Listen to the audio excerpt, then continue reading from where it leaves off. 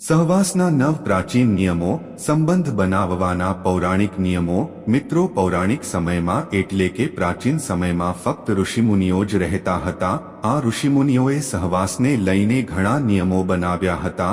મિત્રો, આ યુગમાં એવા ઘણા યુવાન સ્ત્રી પુરુષો કે યુવક યુવતીઓ છે જેઓ સંબંધ બાંધવાના નિયમો જાણતા નથી।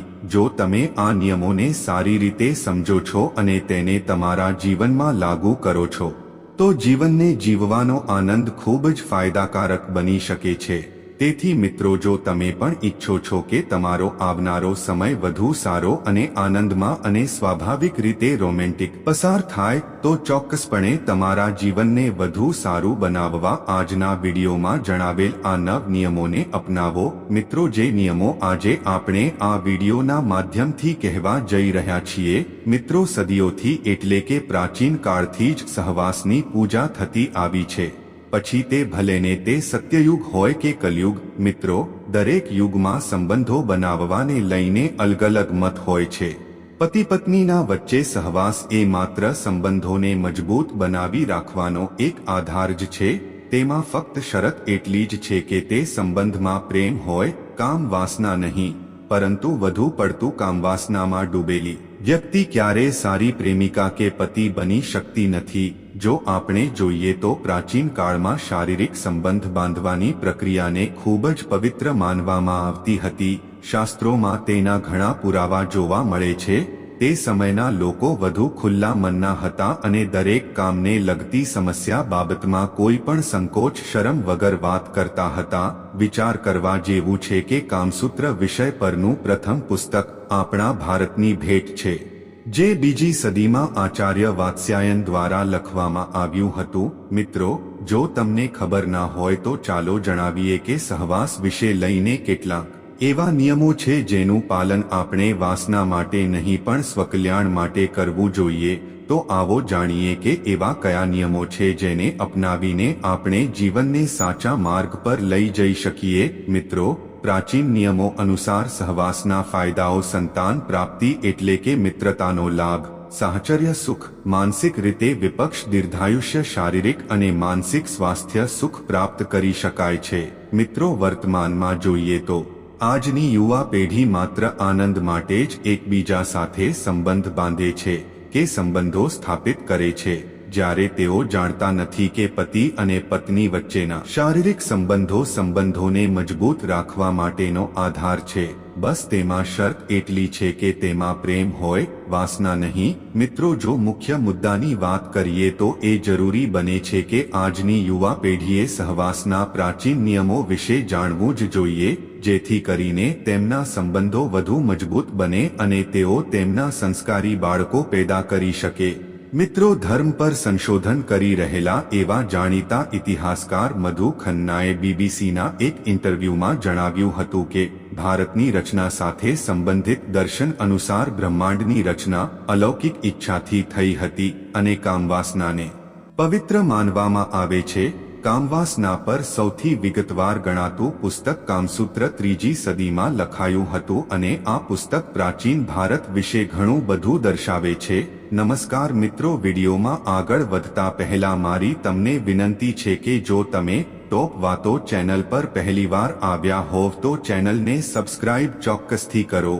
તેમજ મિત્રો, જો તમને અમારા દ્વારા આપવામાં આવેલી માહિતી પસંદ આવી હોય તો આ વિડીયો તમારા મિત્રો સાથે શેર પણ કરો। તો મિત્રો, આવો જાણીએ કે શું છે પ્રથમ નિયમ। જો આપણે વાત કરીએ શાસ્ત્રો તો શાસ્ત્રો અનુસાર માનવ શરીરમાં વ્યાન, સમાન, અપાન, ઉડાન અને પ્રાણ નામની 5 પ્રકારની વાયુ હોય છે। આ 5માંથી અપાન વાયુ જ એક છે જે મળ, મૂત્ર, શુક્ર, ગર્ભાવસ્થા અને માસિક સ્રાવજોને બહાર નીકાળવાનું કાર્ય કરે છે। મિત્રો, તમે તેને સારી રીતે સમજો તો શુક્રને વીર્ય પણ કહેવામાં આવે છે, એટલે કે આ વાયુ જાતીય સંભોગ સાથે સંબંધ ધરાવે છે।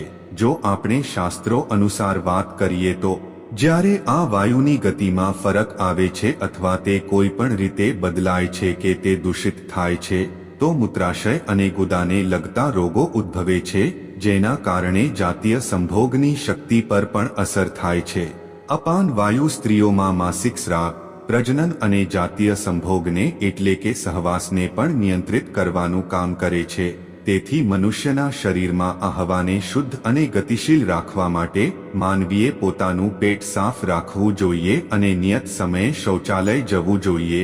શું કહે છે બીજા નંબરનો નિયમ? તો મિત્રો, કામસૂત્રના લેખક ઋષિ વાત્સ્યાયનના જણાવ્યા મુજબ એવું કહેવાય છે કે મહિલાઓને કામશાસ્ત્રના વિષયમાં તેનું જ્ઞાન હોવું ખૂબ જ જરૂરી છે, કારણ કે આ જ્ઞાનનો ઉપયોગ પુરુષો કરતાં સ્ત્રીઓ માટે વધુ જરૂરી છે. જો કે પતિ અને પત્ની બંનેને તેની સંપૂર્ણ જાણકારી હોવી જ જોઈએ, તો જ સારું સુખ પ્રાપ્ત કરી શકાય છે. ઋષિ વાત્સ્યાયનના મતે સ્ત્રીએ લગ્ન પહેલા પિતાના ઘરે અને લગ્ન પછી પતિની પરવાનગીથી કામની શિક્ષા લેવી જ જોઈએ. ઋષિ વાત્સ્યાયનનો કહેવાનો એવો મતલબ છે કે સ્ત્રીને ગણિકાઓની જેમ સારું વર્તન કરવું જોઈએ. આનાથી દાંપત્ય જીવનમાં સ્થિરતા જળવાઈ રહે છે અને પતિ અન્ય સ્ત્રીઓ તરફ આકર્ષિત થતો નથી અને તેથી તેની પત્ની સાથેનો સૌહાર્દપૂર્ણ સંબંધ મધુર બની રહે. એટલા માટે મહિલાઓને સંભોગનું જ્ઞાન હોવું જરૂરી છે, જેથી કરીને તેઓ સંભોગની કે કામવાસનાની કળામાં પારંગત બને અને પોતાના પતિને પોતાના પ્રેમના પાશમાં બાંધી રાખે. આમ કરવાથી પતિ પત્નીના સંબંધોમાં મધુરતા જળવાઈ રહે છે અને સંબંધમાં મજબૂતી રહે છે. મિત્રો, તમે વિચારતા જ હશો કે સ્ત્રી સહવાસનું શિક્ષણ કોની પાસેથી લઈ શકે? તો ચાલો તમને જણાવી દઈએ કે આચાર્ય વાત્સ્યાયનના મતે કોઈ કન્યાને સહવાસનું શિક્ષણ આપી શકે તેવું કોઈ ભરોસાપાત્ર વ્યક્તિ હોઈ શકે છે તેની મોટી બહેનની દીકરી, વિશ્વાસુ નોકરાણી જે તેમની સાથે રમી હોય અને લગ્ન કર્યા પછી પુરુષની સંભોગ કામવાસનાથી પરિચિત હોય, જેમ કે તેના કોઈ મિત્ર, નજીકના સંબંધી, પરિણીત મિત્ર, કાકી અથવા મોટી બહેન, મધ્યમ વૃદ્ધ અથવા વૃદ્ધ નોકરાણી, નણંદ અથવા ભાભી, જેમણે જાતીય સંભોગનો આનંદ માણ્યો હોય, તેના માટે જરૂરી છે કે તેણી સ્પષ્ટ અને મીઠી બોલી બોલે, જેથી તે સંભોગનું સાચું જ્ઞાન આપી શકે. દોસ્તો, ત્રીજો નિયમ શું છે?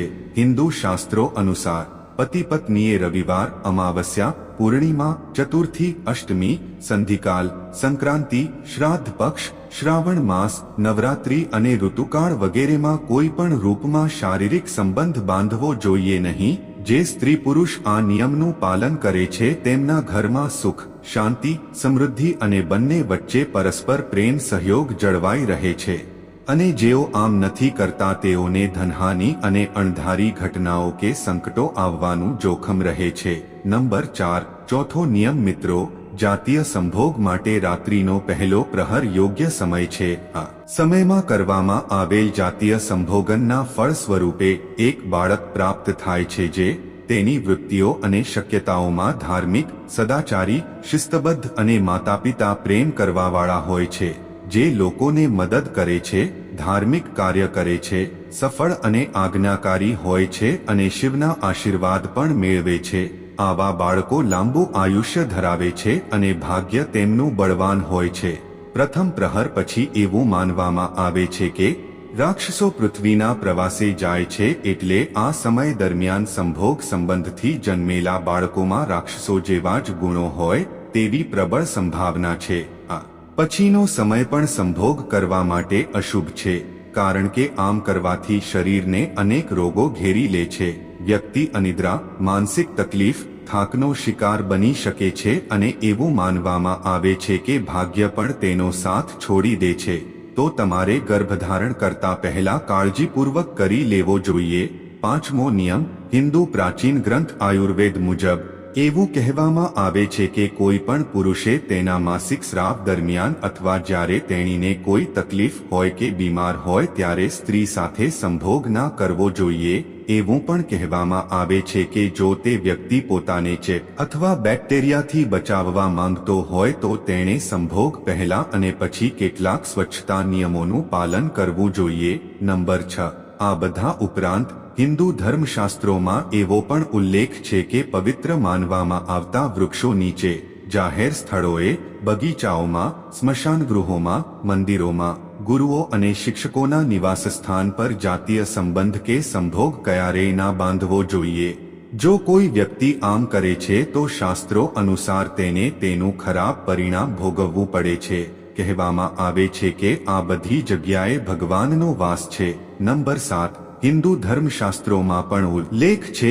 એવું કહેવામાં આવ્યું છે કે ગર્ભાવસ્થા દરમિયાન કોઈ પણ પુરુષે તેની પત્ની સાથે શારીરિક સંબંધ બાંધવો જોઈએ નહીં. મિત્રો, જો ગર્ભાવસ્થા દરમિયાન જાતીય સંભોગ કોઈ વ્યક્તિ બાંધે છે તો ભવિષ્યમાં તે બાળક અપંગ અને બીમાર પેદા થવાનું જોખમ રહેલું છે. તેથી જ ગર્ભાવસ્થા દરમિયાન જાતીય સંભોગ ક્યારેય ના બાંધવો જોઈએ અને સહવાસને વર્જિત માનવામાં આવે છે. જો કે કેટલાક શાસ્ત્રો અનુસાર 2-3 મહિના સુધી સંભોગ કરવાનો ઉલ્લેખ છે, પરંતુ ગર્ભધારણ પછી જો સહવાસ કે સંભોગ ના કરવામાં આવે તો જ સારું છે. જો તમે માનો કે ના માનો, પણ તમે જાતે જ વિચારી શકો છો કે ગર્ભાવસ્થા દરમિયાન જાતીય સંભોગ કરવો તે યોગ્ય છે કે અયોગ્ય. મિત્રો, 8મો નિયમ. સ્ત્રીઓને માસિક ધર્મના શરૂઆતના પ્રથમ 4 દિવસોમાં પુરુષ સ્ત્રી સાથે જાતીય સંબંધ બાંધે છે તો સંક્રમિત રોગો થાય છે.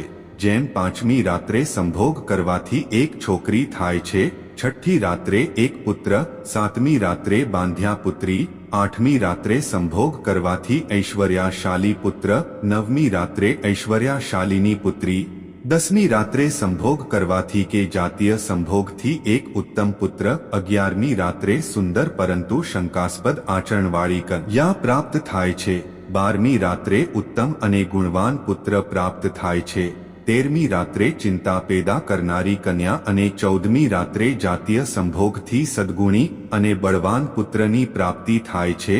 તેમજ 15મી રાત્રે શારીરિક સંભોગથી લક્ષ્મી સ્વરૂપાની પુત્રી પ્રાપ્ત થાય છે અને 16મી રાત્રે જાતીય સંભોગ દ્વારા ગર્ભધારણ થાય તો સર્વજ્ઞ પુત્રનો જન્મ થાય છે. મિત્રો, આ પછી ઘણીવાર કોઈ સ્ત્રીને લગભગ ગર્ભાવસ્થા કે ગર્ભધારણ રહેતો નથી. મિત્રો, નિયમ નંબર 9. શાસ્ત્રો અનુસાર સુંદર, લાંબા આયુષ્ય અને સારા સ્વાસ્થ્યવાળા બાળકની પ્રાપ્તિ માટે ગદ ગ્રહણ, સૂર્યોદય અને સૂર્યાસ્તનો સમય, મૃત્યુ નક્ષત્ર, રિક્ત તિથિ, દિવસનો સમય, ભદ્રા પર્વનો સમય, અમાવસ્યાનો દિવસ, ગંડ તિથિ, શ્રાદ્ધનો દિવસ, ગંડ નક્ષત્ર અને અષ્ટમ ચંદ્રની સ્થાપનાનો સમય છોડીને શુભ સમયમાં જ શારીરિક સંબંધ બાંધવો જોઈએ. ગર્ભાવસ્થા સમયે સંક્રમણ દરમિયાન પતિ પત્નીના કેન્દ્ર અને ત્રિકોણમાં શુભ ગ્રહો હોવા જોઈએ. 3, 6 અને 11મા ઘરમાં અશુભ ગ્રહો હોવા જોઈએ. જો મંગળ, ગુરુ વગેરે શુભ ગ્રહો ઉર્ધ્વગામી પર ગોચર થતા હોય અને તે જ રાત્રે ઋતુકાળ હોય તો યોગ્ય પુત્રની ઈચ્છા સાથે સાત્વિક વિચારો સાથે સંભોગ કરવામાં આવે તો અવશ્ય યોગ્ય અને લાયક પુત્રની પ્રાપ્તિ થાય છે. શાસ્ત્રો અનુસાર આ સમય દરમિયાન પુરુષનો જમણો અને સ્ત્રીનો ડાબા સ્વર ચાલવો જોઈએ અને આ એકમાત્ર ખૂબ જ નિશ્ચિતચૂક ઉપાય પણ માનવામાં આવે છે. તો મિત્રો, આજના વિડીયોની માહિતી આપ સૌ મિત્રોને ઉપયોગી થશે અને પસંદ પણ આવી હશે એવી આશા સાથે આવા જ વિડીયો જોવા માટે અમારી આ ચેનલને સબસ્ક્રાઇબ કરીને સાથે બેલ આઇકોન પણ પ્રેસ કરજો અને કોમેન્ટમાં ઓમ નમઃ શિવાય તેમજ જય શ્રી કૃષ્ણ, જય માં લક્ષ્મી જરૂરથી લખજો. તો ફરી મળીશું એક નવા વિડીયોમાં. ત્યાં સુધી આપ સૌને જય માતાજી. હર હર મહાદેવ.